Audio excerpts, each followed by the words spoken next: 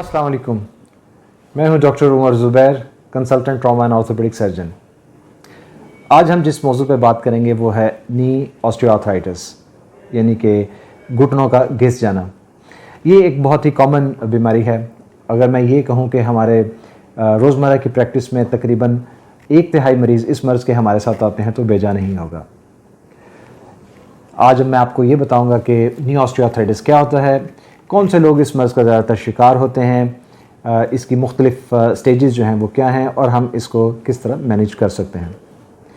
नी arthritis बुनियादी तौर पे नी के आखिरी हिस्से पे मौजूद आर्टिकुलर सरफेस या एक जो सफ़ेद चमकदार किस्म का हिस्सा जो कि बिल्कुल आखिरी हिस्से पे मौजूद होता है उसके घिस जाने को कहते हैं। ऐसे लोग जिन्हें माजी में कोई चोट बिलखसूस फ्रैक्चर, घुटने या घुटने के आसपास मौजूद किसी भी हड्डी में फ्रैक्चर हुआ हो वो, या फिर ऐसे लोग जिनका वज़न उनके कद और जिस्म के हिसाब से ज़्यादा है, यानी कि वो मोटापे का शिकार हैं, वो बदकिस्मती से इस मर्ज़ का बहुत आसानी से शिकार हो जाते हैं। इसके अलावा ब्लड प्रेशर, शुगर या कोलेस्ट्रॉल की ज़्यादती वाले मरीज़ भी अक्सर इस मर्ज़ का शिकार होते हैं। बदकिस्मती से ये मर्ज़ जेनेटिक रिस्क फैक्टर भी रखता है, जिसका मतलब ये है कि ये फैमिलीज़ में रन करता है। नी आर्थराइटिस के मरीज़ हमारे पास दर्द, घुटनों की सूजन, घुटनों में अकड़ाव, रोज़मर्रा के मामूलात के जो काम हैं उनको ना कर पाना, जिसमें सीढ़ियों का उतरना या चढ़ना, झुक कर कोई भी काम करना, नीचे ज़मीन पर बैठना, नमाज में क़याम और तहय्यात के वक़्त मुश्किल, इन सारे मसाइल के साथ हमारे पास आते हैं। इस मर्ज़ में ज़्यादातर अफराद लोग 50 से 55 साल के इर्द गिर्द इस उम्र में उनको ये मर्ज़ जो है वो शुरू होता है और वक़्त के साथ साथ ये आहिस्ता आहिस्ता ख़राबी या शिद्दत की तरफ जाता है। नी आर्थराइटिस को हमने मुख्तलिफ स्टेजेस में डिवाइड किया हुआ है, जो कि ज़्यादातर एक्सरे की बुनियाद के ऊपर किया जाता है, जिसमें ग्रेड स्टेज 1 जो कि बिल्कुल अर्ली स्टेज जिसे कहा जाता है, स्टेज 4 जिसके अंदर आर्टिकुलर सरफेस मुकम्मल तौर पर घिस जाती है और हड्डी के साथ हड्डी टकराने लग जाती है। आइए बात करते हैं कि नी आर्थराइटिस के मरीज़ को हम किस तरह मैनेज करते हैं। इसमें मरीज़ की मुकम्मल हिस्ट्री, उसके एग्जामिनेशन यानी कि उसके घुटने के मुआयने, इसके अलावा घुटने के आसपास मौजूद बाकी जोड़ जैसे कि हिप और एंकल, उन दोनों के मुआयने के बाद ये तय किया जाता है कि उनके लिए कौन सा तरीका इलाज बेहतरीन है।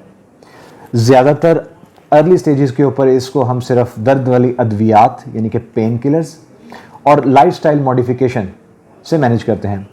लाइफस्टाइल मॉडिफिकेशन के अंदर सबसे ज़रूरी है वज़न का कम होना।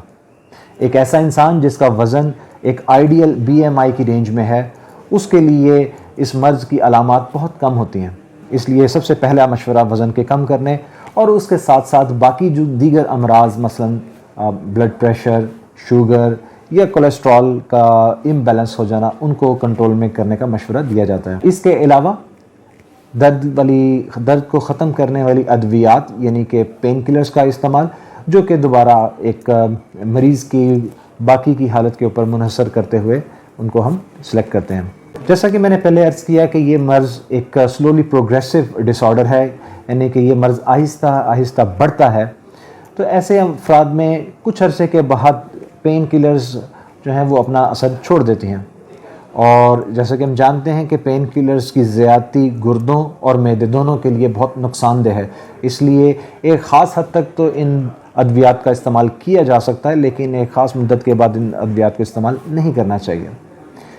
जब ये पेन किलर्स अपना असर ख़त्म हो जाएं तो फिर हमें अगले स्टेज ऑफ मैनेजमेंट यानी कि तरीका इलाज की तरफ जाना पड़ता है, जिसमें कि कुछ इंजेक्शन शामिल हैं।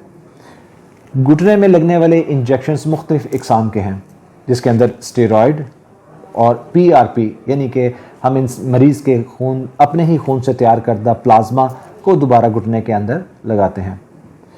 ये दोनों तरीका इलाज भी एक मुख्तसर मुद्दत के लिए हैं, अगरचे ये जब कभी इंसान की दर्द बहुत शिद्दत इख्तियार कर जाए तो उस शिद्दत को कम करने में काफ़ी मददगार साबित होते हैं। लेकिन इस चीज़ का ख्याल रखा जाना चाहिए कि ये तरीका इलाज मुस्तकिल नहीं है और ना ही ये डैमेज्ड आर्टिकुलर सरफेस को वापस ला सकते हैं। कौन सा इंजेक्शन किस मरीज़ के लिए मौजू है और उसको किस स्टेज पे इंजेक्शन दिया जाना चाहिए, इसका तयन सर्जन की और मरीज़ की बाहमी मुशावरत पे होता है।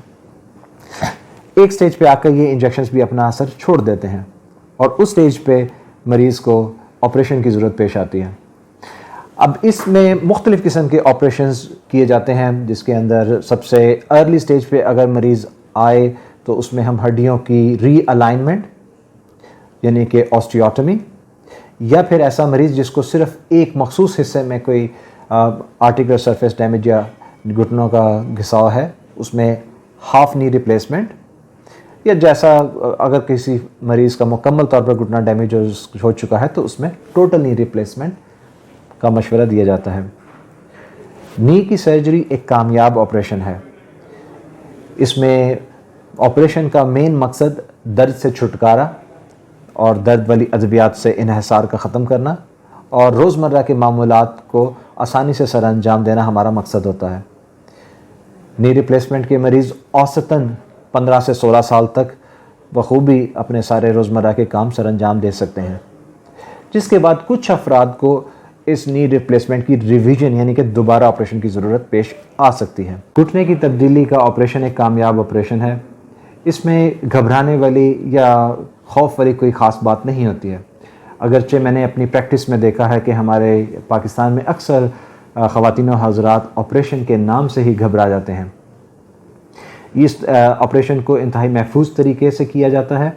मरीज़ को पहले मेडिकली और एनेस्थेटिकली यानी कि बेहोशी और मेडिकल के नुक्ता नज़र से असेस किया जाता है, और ऐसे हम अफराद जिनमें कोई भी ऐसा फैक्टर मौजूद हो जो कि बाद में किसी परेशानी का बायस बन सके, उसको हम पहले मैनेज करते हैं, उसी के बाद इस ऑपरेशन की तरफ मरीज़ को ले जाया जाता है। ऐसे अफराद जिनका ये ऑपरेशन हो चुका है वो औसतन 15 साल तक इंतहाई खुश रहते हैं। वो अपने रोज़मर्रा के मामूलात बड़े बखूबी सर अंजाम दे सकते हैं।